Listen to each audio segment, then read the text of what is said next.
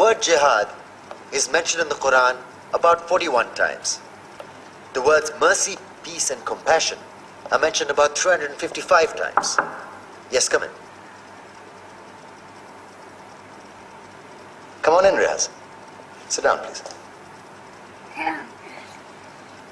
Contrary to popular belief in most Western cultures, Islam is a religion that preaches peace and tolerance. Yes, Patricia. If Islam truly is a religion that preaches peace, then how come the world's most troubled spots, the West Bank, Afghanistan, Pakistan, Iraq, they're all plagued with Islamic terrorism? Well, that depends on your definition of terrorism. Some might argue that the US invasions of countries like Iraq and Afghanistan are also acts of terrorism. No, those were acts of war to get rid of despotic regimes. Or a means of getting at a country's oil. Conspiracy theories. Well, May I? Yes, please. Go ahead, Riaz. Mr. Khan is right. I mean, if we're talking about terrorists, the world's biggest terrorists are the white superpowers. Come on now. No, really, stop and think about it. Explain 9/11. Okay. Do you know how many people died in the Twin Towers strike? Around 3,000. And do you have any idea how many people died in the bombing of Afghanistan? Take a wild guess. More than 15,000 people died. And that's just conservative figures.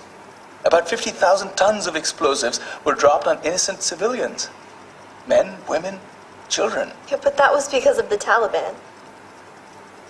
Now that you brought it up, did you know that the Taliban was a creation of the CIA to fight the Russians? Whatever. They were still harboring terrorists.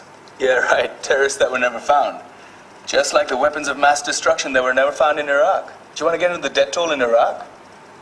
500,000 civilians and counting. And what do Britain and America say when they don't find these weapons? It's simple. They just say sorry. And still refuse to relinquish control of these countries. What are you trying to say? What I'm trying to say is that just because you're American, wear a fancy suit, and call yourself the president, doesn't make you any less of a terrorist.